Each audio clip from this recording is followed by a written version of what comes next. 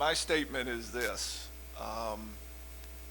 We have a weekend off coming up this weekend in volleyball, which we're all really excited about. But I think everybody that has a weekend off this weekend needs to get to Fikes Field, LT Smith Stadium, and support our football team.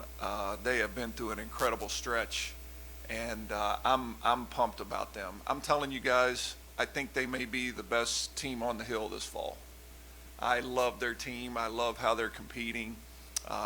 Big game for them this weekend against San Antonio, and I couldn't be more excited to get there and support them. I think that the atmosphere that was created here a couple weeks ago for football is one that nobody walked away and didn't have a good time. And we need all those people back, because I love what Coach Helton and the football team are doing. I love the group of kids. I love watching them battle. And I'm telling you, having been in coaching for a very long time, I recognize success maybe more.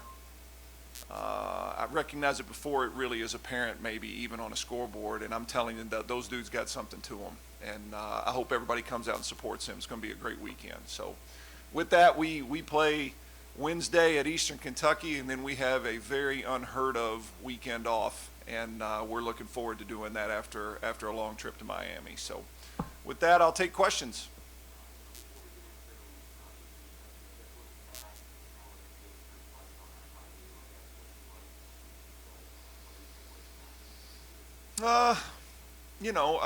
We played well. We did some good things. It was really bizarre, a couple bizarre matches, a lot of disruptions and all those kinds of things going on, but it's like that a lot when you go to FIU. I set a new personal record of I win 4 challenges in one match against FIU. That's a new personal record for me that I hope I never break. But I thought our kids, it's not easy to go down there with all the distractions of being in Miami and come out and play well. And, I thought we did a lot of good things. And I think our kids have really rebounded from an energy standpoint over the last couple weeks. And hopefully we can push through this midweek this week and give them a well-deserved weekend off.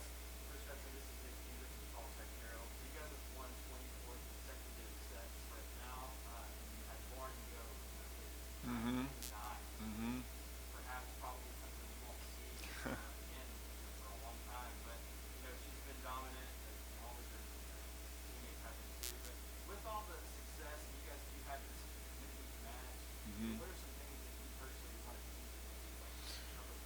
Yeah, well, one of the things we've been able to do, we've played really well the last couple weeks, and one of the things we've been able to do is get some of our young kids back out there and keep them in the flow of what we're doing, because there's just nothing. You can practice as long as you want, but there's nothing like getting out there on game day and playing. And we've had the opportunity to get some of those young kids in there and play, which has been really, really good.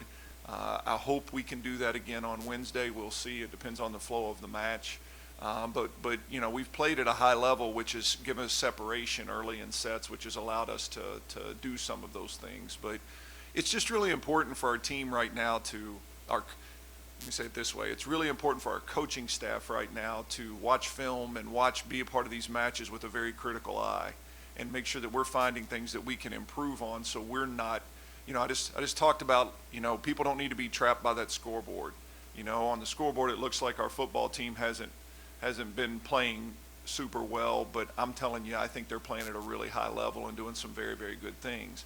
Well, the scoreboard can flip on you too, and sometimes you can win and things are slipping.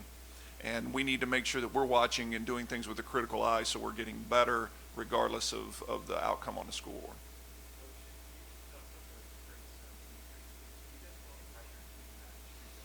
To be honest, and I know this sounds very coachy, I'm telling you, I'm not even aware of those things, and I don't think our team is either. We've had just an insane amount of success over the last few years from a win-loss standpoint, and there's so many streaks and things like that are out there that, you can't chase all that stuff. We really are just trying to be critical of ourselves and get better every week and find ways to improve and make that gap as big as we can make it between us and whoever we're playing on that given day. And Jess Lifeite, our media relations contact, does a great job of staying on top of all those things, but she'll put those things in front of me sometimes and I have no idea that they even exist. And, last week or a week or two ago, I started seeing this longest road streak in the country and none of that stuff matters. All that stuff's, it's cool. It's a cool thing. I think it's a statement to the fact that we've been pretty good, but none of it has any relevance whatsoever in winning the next game. And that's really all we try to focus on doing. Well, you mean for the Eastern game?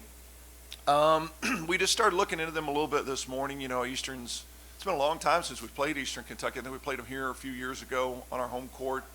Yeah, and this coaching staff there is relatively new, and I know they're doing a good job building a program. And it's weird. It's a little bit weird to play a midweek match in the middle of conference play for us. Typically we don't, but this was a weird year in scheduling because, when Conference USA came out with the volleyball schedule and we only had 12 conference matches, all of a sudden we didn't have very many matches, period. I mean, we usually play 31, 32 matches in a year, and I think this year we're playing 25, 20, something like that. And so we looked up and all of a sudden we needed games. And, so we called everybody in the area that, that was playing and said, hey, what can we do? And we were able to find this date with Eastern Kentucky. And, it's all Eastern Kentucky, Western Kentucky is always a fun one, no matter if you're playing checkers or what you're doing. And so we're glad to get the game and stepping out of conference. But this will very much be about focusing on trying to do things we do well and hopefully play well going into a weekend off.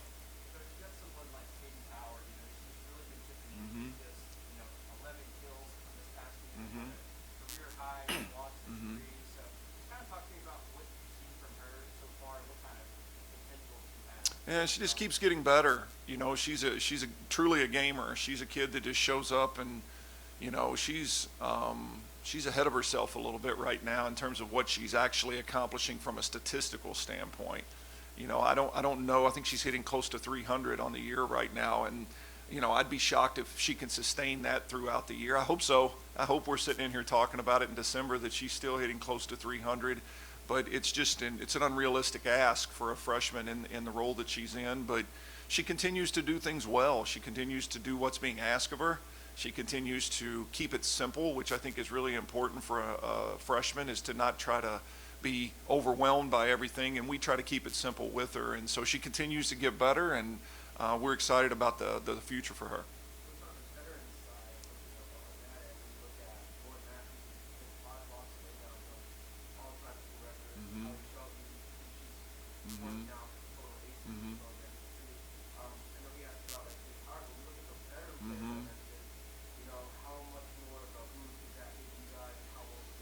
Yeah, the veteran presence on this team is everything. I talked about last week, we had Kelsey Branger's another freshman, really struggled, and the next morning she was in my office watching film right away with me. And, I'd like to think that part of that's because Kelsey wants to be a good player, but I know that a big part of it is Kelsey has seen that that's how kids in this program function. If they struggle, they get in, they work, they want to see it. And we have some veteran players that are just show up and give it to you every day kind of kids, which is a very comforting thing as a coach. And, Hallie Shelton's one of those kids. Lauren Matthews is one of those kids. Nadia Judenet always does that. We've got a great group of upperclassmen, which is why you end up in these streaks, win streaks and set streaks and all those things, because it's a very consistent approach that our kids take from a day-to-day basis.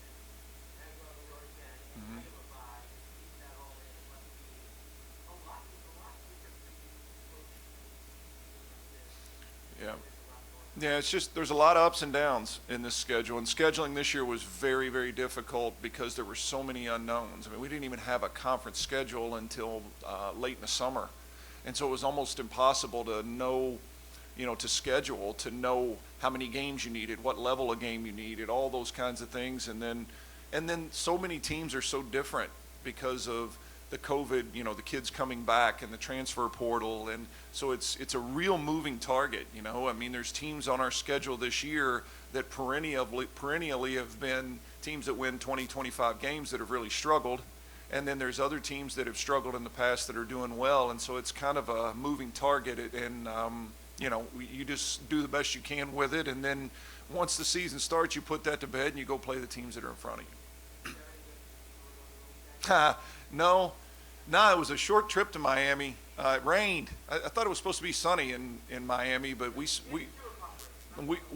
saw sun for about 45 minutes, and it chose to rain right as we were trying to get from the arena to the bus pretty consistently throughout the weekend. So, but we overcame it, so it wasn't bad.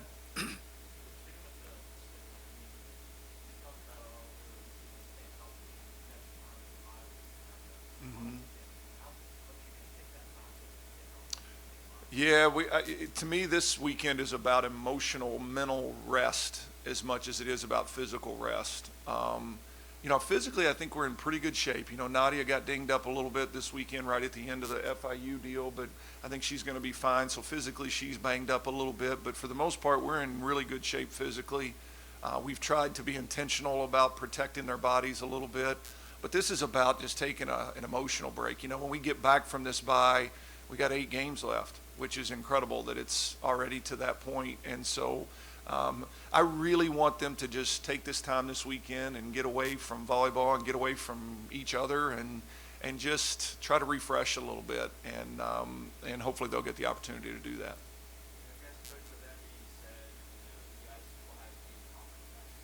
Mm-hmm.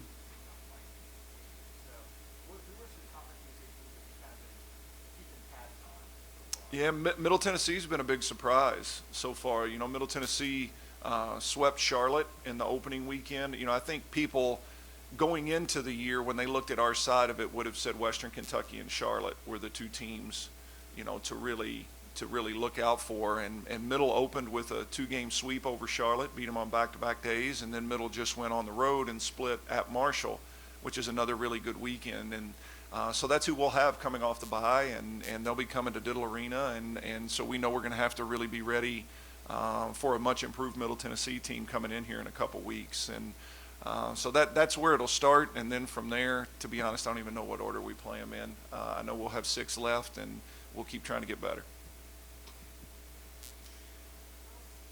All right, guys, Western fans, get to Smith Stadium and watch our football team and help them get this win. Undefeated San Antonio, I'm telling you, it's going to be a great atmosphere, and Tops are going to get this when you wait and see. It's coming. Thank you, guys.